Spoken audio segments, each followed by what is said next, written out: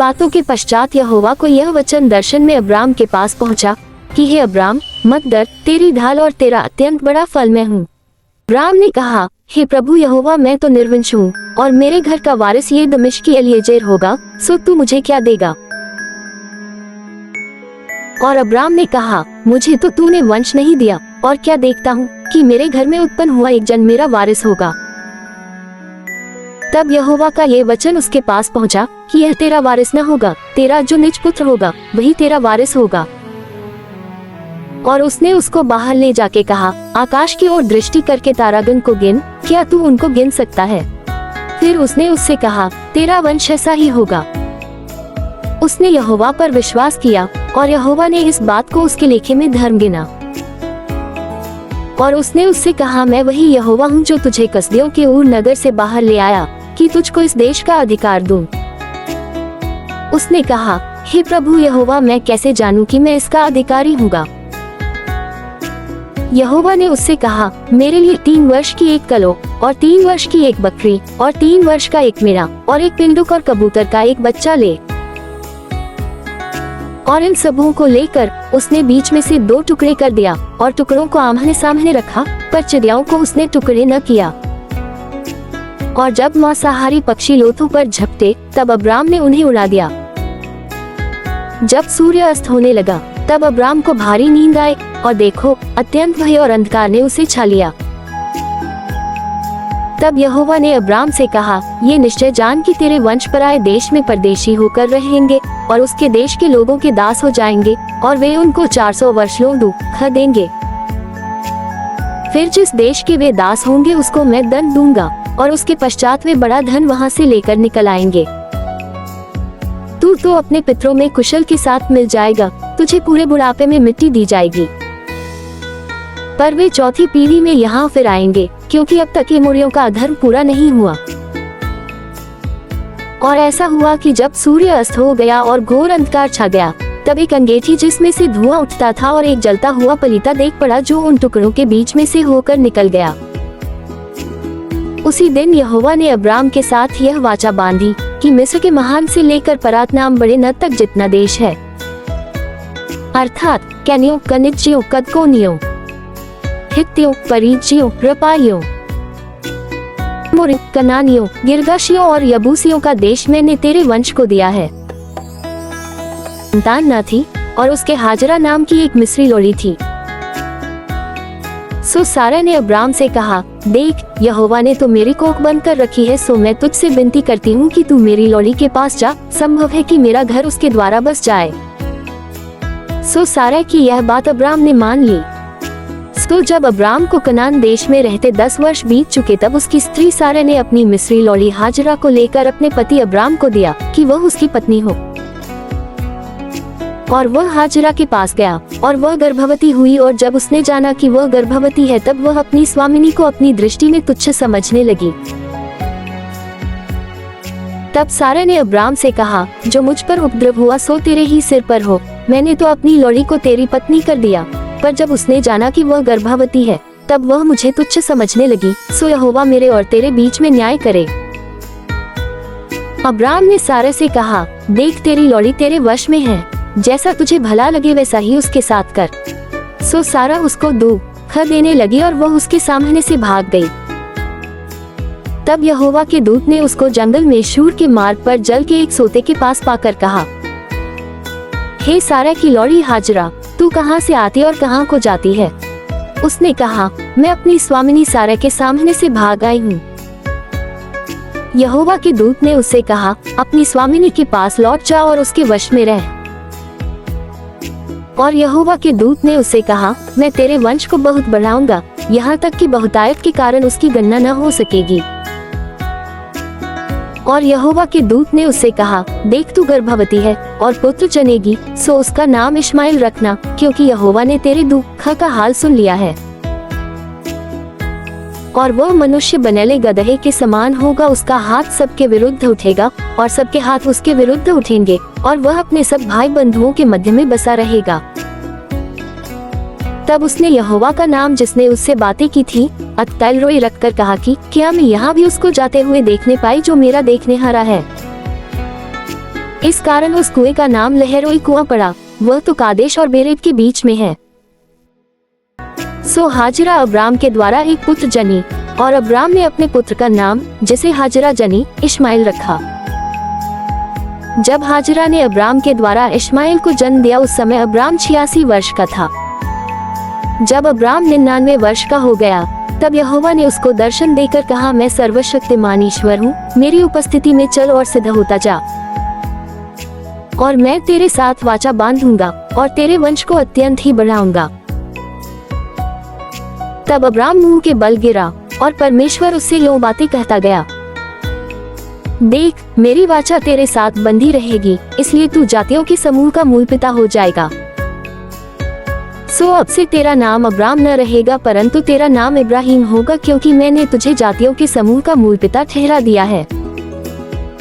और मैं तुझे अत्यंत ही फुलाऊंगा और तुझको जाति जाति का मूल बना दूंगा, और तेरे वंश में राजा उत्पन्न होंगे। और मैं तेरे साथ और तेरे पश्चात पीढ़ी पीढ़ी तक तेरे वंश के साथ भी इस आशय की युग युग की वाचा बांधता हूँ कि मैं तेरा और तेरे पश्चात तेरे वंश का भी परमेश्वर रहूंगा।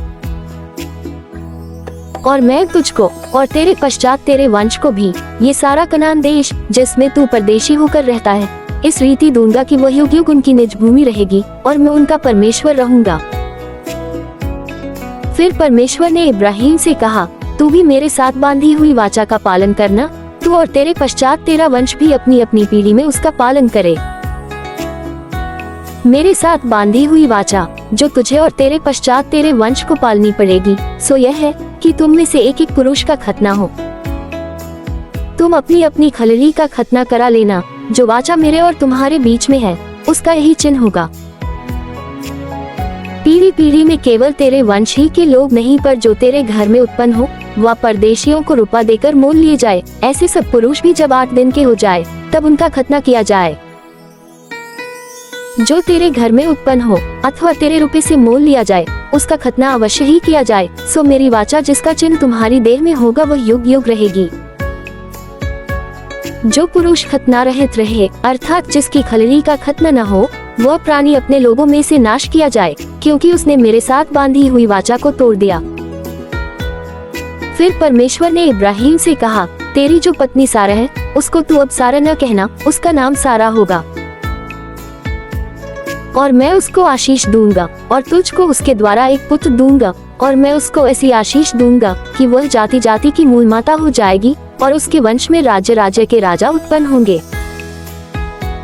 तब इब्राहिम मुंह के बल गिर पड़ा और हंसा, और अपने मन ही मन कहने लगा, क्या 100 वर्ष के पुरुष के भी संतान होगा, और क्या सारा जो 90 वर्ष की है पुत्र जनेगी। और इब्राहिम ने परमेश्वर से कहा, इश्माइल तेरी दृष्टि में बना रहे, यही बहुत है। तब परमेश्वर ने कहा, निश्चय तेरी पत्नी सारा की तुझसे एक पुत्र उत्पन्न होगा, और तू उसका नाम इसहाक रखना, और मैं उसके साथ ऐसी वाचा बांधूंगा जो उसके पश्चात उसके वंश के लिए युग युग की वाचा होगी। और इश्माइल के विषय में भी मैंने तेरी सुनी है, मैं उसको भी आशीष दूंगा और उसे फुलाऊंगा और अत्यंत ही बड़ा दूंगा। उससे 12 प्रधान उत्पन्न होंगे, और मैं उससे एक बड़ी जाति बनाऊंगा। परंतु मैं अपनी वाचा इसहाक ही के साथ बांधूंगा, जो सारा से अगले वर्ष के इसी नियुक्त समय में उत्पन्न होगा। तब परमेश्वर ने इब्राहिम से बातें करनी बंद की और उसके पास से ऊपर चढ़ गया।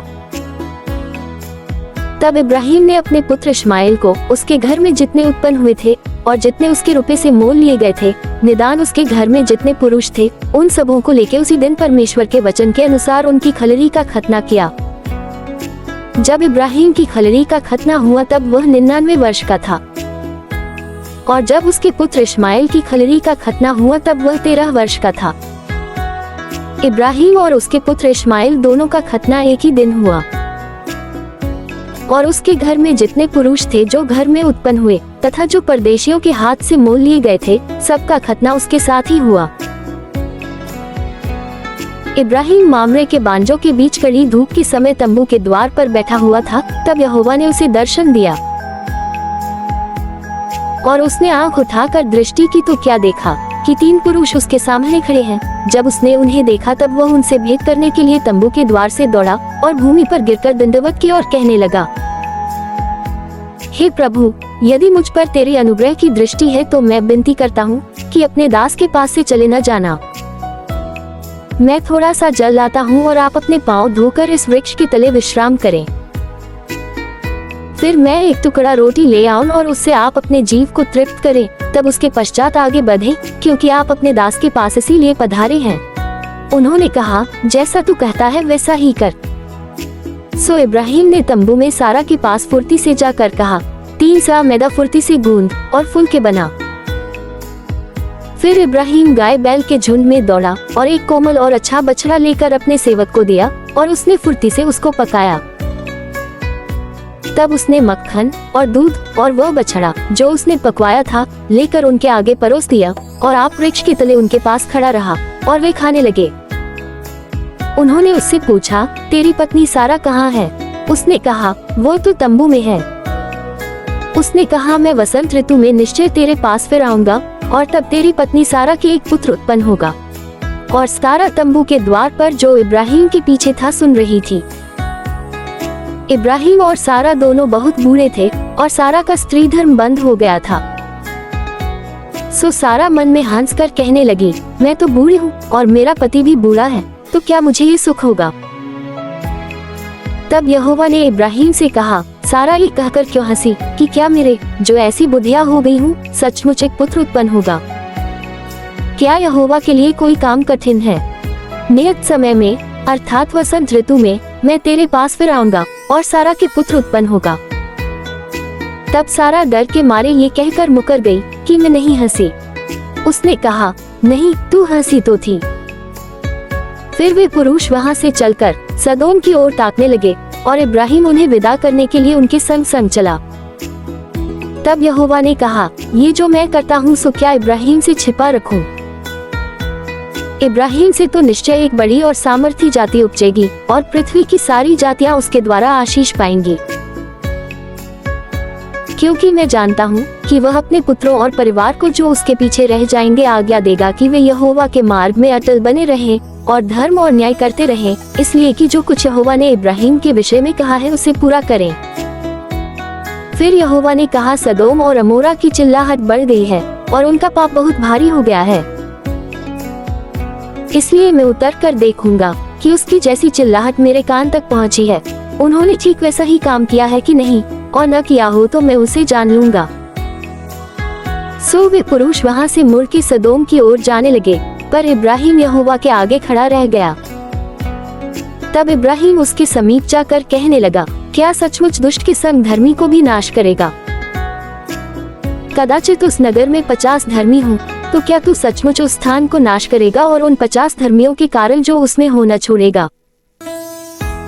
इस प्रकार का काम करना तुझसे दूर रहे कि दुष्ट के संग धर्मी को भी मार डाले और धर्मी और दुष्ट दोनों की एक ही दशा हो। ये तुझसे दूर रहे, क्या सारी पृथ्वी का न्याय न करे? यहोवा ने कहा, यदि मुझे सदोम में 50 धर्मी मिले तो उनके कारण उस सारे स्थान को छोड़ूंगा। फिर इब्राहिम ने कहा, हे प्रभु सुन, मैं तो मिट्टी और राख हूँ, तो अभी मैंने इतनी ढिठाई की कि तुझसे बातें करूं। कदाचित उन 50 धर्मियों में 5 घट जाए, तो क्या तू 5 ही के घटने के कारण उस सारे नगर का नाश करेगा?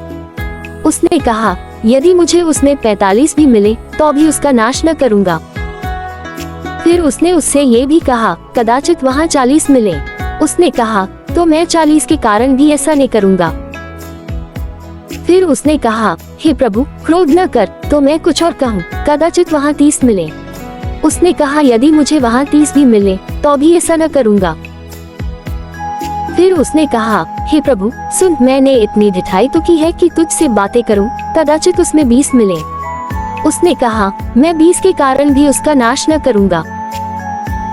फिर उसने कहा, हे प्रभु क्रोध न कर, मैं एक ही बार और कहूँगा, कदाचित उसमें 10 मिले। उसने कहा, तो मैं 10 के कारण भी उसका नाश न करूँगा। जब यहोवा इब्राहिम से बातें कर चुका तब चला गया और इब्राहिम अपने घर को लौट गया। सांझ को वे 2 दूत सदोम के पास आए और लूत सदोम के फाटक के पास बैठा था। सो उनको देखकर वह उनसे भेंट करने के लिए उठा और मुंह के बल झुककर दंडवत कर कहा, हे मेरे प्रभु, अपने दास के घर में पधारिए और रात भर विश्राम कीजिए और अपने पाँव धोइए, फिर भोर को उठकर अपने मार्ग पर जाइए। उन्होंने कहा, नहीं, हम चौकी में रात बिताएंगे। और उसने उनसे बहुत विनती करके उन्हें मनाया, सो वे उसके साथ चलकर उसके घर में आए और उसने उनके लिए जेवनार तैयार की और बिना खमीर की रोटियां बनाकर उनको खिलाई। उनके सो जाने के पहले उस सदोम नगर के पुरुषों ने, जवानों से लेकर बूढ़ों तक, वरन चारों ओर के सब लोगों ने आकर उस घर को घेर लिया और लूत को पुकार कर कहने लगे कि जो पुरुष आज रात को तेरे पास आए हैं वे कहाँ हैं? उनको हमारे पास बाहर ले आ कि हम उनसे भोग करें। तब लूत उनके पास द्वार के बाहर गया और किवाड़ को अपने पीछे बंद करके कहा, हे मेरे भाइयों, ऐसी बुराई न करो। सुनो, मेरी 2 बेटियां हैं जिन्होंने अब तक पुरुष का मुंह नहीं देखा। इच्छा हो तो मैं उन्हें तुम्हारे पास बाहर ले आऊं और तुमको जैसा अच्छा लगे वैसा व्यवहार उनसे करो, पर इन पुरुषों से कुछ न करो, क्योंकि ये मेरी छत के तले आए हैं। उन्होंने कहा, हट जा। फिर वे कहने लगे, तू एक परदेशी होकर यहाँ रहने के लिए आया, पर अब न्याय भी बन बैठा है, सो अब हम उनसे भी अधिक तेरे साथ बुराई करेंगे। और वे उस पुरुष लूत को बहुत दबाने लगे और किवाड़ तोड़ने के लिए निकट आए। तब उन पाहुनों ने हाथ बढ़ाकर लूत को अपने पास घर में खींच लिया और किवाड़ को बंद कर दिया। और उन्होंने क्या छोटे क्या बड़े सब पुरुषों को जो घर के द्वार पर थे अंधा कर दिया, सो वे द्वार को टटोलते टटोलते थक गए। फिर उन पाहुनों ने लूत से पूछा, यहाँ तेरे और कौन कौन हैं? दामाद, बेटे, बेटियां व नगर में तेरा जो कोई हो, उन सबों को लेकर इस स्थान से निकल जा, क्योंकि हम ये स्थान नाश करने पर हैं, इसलिए कि उसकी चिल्लाहट यहोवा के सम्मुख बढ़ गई है और यहोवा ने हमें इसका सत्यानाश करने के लिए भेज दिया है। तब लूत ने निकलकर अपने दामादों को, जिनके साथ उसकी बेटियों की सगाई हो गई थी, समझा के कहा, उठो, इस स्थान से निकल चलो, क्योंकि यहोवा इस नगर को नाश किया चाहता है। पर वह अपने दामादों की दृष्टि में ठट्ठा करने हारा सा जान पड़ा। जब पौ फटने लगी, तब दूतों ने लूत से फुर्ती कराए और कहा कि उठ, अपनी पत्नी और दोनों बेटियों को जो यहाँ है ले जा, नहीं तो तू भी इस नगर के अधर्म में भस्म हो जाएगा। पर वो विलम्ब करता रहा। इससे उन पुरुषों ने उसका और उसकी पत्नी और दोनों बेटियों का हाथ पकड़ लिया, क्योंकि यहोवा की दया उस पर थी, और उसको निकालकर नगर के बाहर कर दिया। और ऐसा हुआ कि जब उन्होंने उनको बाहर निकाला, तब उसने कहा, अपना प्राण लेकर भाग जा, पीछे की ओर न ताकना और तराई भर में न ठहरना, उस पहाड़ पर भाग जाना, नहीं तो तू भी भस्म हो जाएगा। लूत ने उनसे कहा, हे प्रभु, ऐसा न कर। देख, तेरे दास पर तेरी अनुग्रह की दृष्टि हुई है और तूने इसमें बड़ी कृपा दिखाए कि मेरे प्राण को बचाया है, पर मैं पहाड़ पर भाग नहीं सकता, कहीं ऐसा न हो कि कोई विपत्ति मुझ पर आ पड़े और मैं मर जाऊं। देख, वह नगर ऐसा निकट है कि मैं वहां भाग सकता हूं, और वह छोटा भी है, मुझे वही भाग जाने दे, क्या वह छोटा नहीं है, और मेरा प्राण बच जाएगा। उसने उससे कहा, देख, मैंने इस विषय में भी तेरी विनती अंगीकार की है कि जिस नगर की चर्चा तूने की है उसको मैं नाश न करूंगा। फुर्ती से वहां भाग जा, क्योंकि जब तक तू वहां न पहुंचे तब तक मैं कुछ न कर सकूंगा। इसी कारण उस नगर का नाम सोअ पड़ा। लूत के सोअ के निकट पहुंचते ही सूर्य पृथ्वी पर उदय हुआ। तब यहोवा ने अपनी ओर से सदोम और अमोरा पर आकाश से गंधक और आग बरसाए, और उन नगरों को और संपूर्ण तराई को, और नगरों को और उस संपूर्ण तराई को, और नगरों के सब निवासियों, भूमि की सारी उपज समेत नाश कर दिया। लूत की पत्नी ने जो उसके पीछे थी दृष्टि फेर के पीछे की ओर देखा, और वह नमक का खंभा बन गई। भोर को इब्राहिम उठकर उस स्थान को गया जहाँ वह यहोवा के सम्मुख खड़ा था, और सदोम और अमोरा और उस तराई के सारे देश की ओर आंख उठाकर क्या देखा कि उस देश में से धधकती हुई भट्टी का सा धुआं उठ रहा है। और ऐसा हुआ कि जब परमेश्वर ने उस तराई के नगरों को, जिनमें लूत रहता था, उलट पुलट कर नाश किया, तब उसने इब्राहिम को याद करके लूत को उस घटना से बचा लिया। और लूत ने सोअ को छोड़ दिया और पहाड़ पर अपनी दोनों बेटियों समेत रहने लगा, क्योंकि वह सोअ में रहने से डरता था, इसलिए वह और उसकी दोनों बेटियां वहां एक गुफा में रहने लगे। तब बड़ी बेटी ने छोटी से कहा, हमारा पिता बूढ़ा है और पृथ्वी भर में कोई ऐसा पुरुष नहीं जो संसार की रीति के अनुसार हमारे पास आए। सो आ, हम अपने पिता को दाख मधु पिलाकर उसके साथ सोएं, जिससे कि हम अपने पिता के वंश को बचाए रखें। सो उन्होंने उसी दिन रात के समय अपने पिता को दाख मधु पिलाया। तब बड़ी बेटी जाकर अपने पिता के पास लेट गई, पर उसने न जाना कि वह कब लेटी और कब उठ गई। और ऐसा हुआ कि दूसरे दिन बड़ी ने छोटी से कहा, देख, कल रात को मैं अपने पिता के साथ सोई, सो आज भी रात को हम उसको दाख मधु पिलाएं। तब तू जाकर उसके साथ सोना कि हम अपने पिता के द्वारा वंश उत्पन्न करें। सो उन्होंने उस दिन भी रात के समय अपने पिता को दाख मधु पिलाया, और छोटी बेटी जाकर उसके पास लेट गई, पर उसको उसके भी सोने और उठने के समय का ज्ञान न था। इस प्रकार से लूत की दोनों बेटियां अपने पिता से गर्भवती हुई, और बड़ी एक पुत्र जनी, और उसका नाम मोआब रखा। वह मोआब नाम जाति का जो आज तक है मूल पिता हुआ। और छोटी भी एक पुत्र जनी, और उसका नाम बेनम्मी रखा। वह अम्मोन वंशियों का जो आज तक है मूल पिता हुआ। फिर इब्राहिम वहां से कूच कर दक्षिण देश में आकर कादेश और शूर के बीच में ठहरा और गरार में रहने लगा। और इब्राहिम अपनी पत्नी सारा के विषय में कहने लगा कि वह मेरी बहन है। सो गरार के राजा अबीमेलेक ने दूत भेजकर सारा को बुलवा लिया। रात को परमेश्वर ने स्वप्न में अबीमेलेक के पास आकर कहा, सुन, जिस स्त्री को तूने रख लिया है उसके कारण तू मर जाएगा, क्योंकि वह सुहागिन है। परंतु अबीमेलेक तो उसके पास न गया था। सो उसने कहा, हे प्रभु, क्या तू निर्दोष जाति का भी घात करेगा? क्या उसी ने स्वयं मुझसे नहीं कहा कि वह मेरी बहन है? और उस स्त्री ने भी आप कहा कि वह मेरा भाई है। मैंने तो अपने मन की खराई और अपने व्यवहार की सच्चाई से यह काम किया।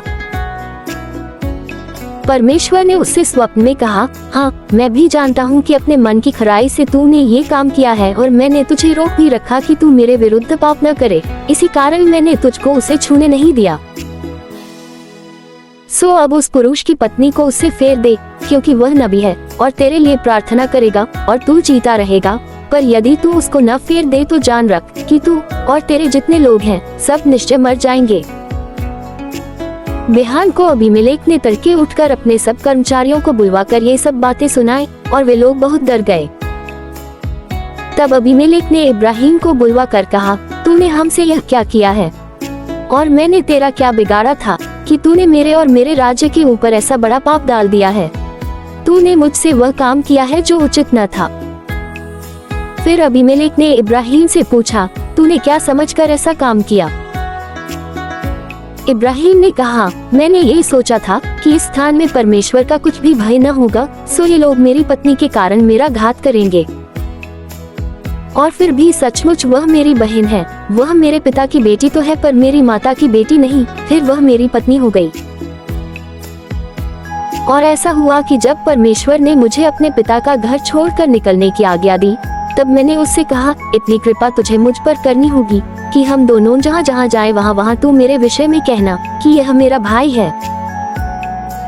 तब अबीमेलेक ने भेड़, बकरी, गाय, बैल और दास दासियां लेकर इब्राहिम को दी, और उसकी पत्नी सारा को भी उसे फेर दिया। और अबीमेलेक ने कहा, देख, मेरा देश तेरे सामने है, जहाँ तुझे भावे वहाँ रह। और सारा से उसने कहा, देख, मैंने तेरे भाई को रुपए के 1000 टुकड़े दिए हैं। देख, तेरे सारे संगियों के सामने वही तेरी आंखों का पर्दा बनेगा, और सबों के सामने तू ठीक होगी। तब इब्राहिम ने यहोवा से प्रार्थना की, और यहोवा ने अबीमेलेक और उसकी पत्नी और दासियों को चंगा किया, और वे जनने लगी। क्योंकि यहोवा ने इब्राहिम की पत्नी सारा के कारण अबीमेलेक के घर की सब स्त्रियों की कोखों को पूरी रीति से बंद कर दिया था।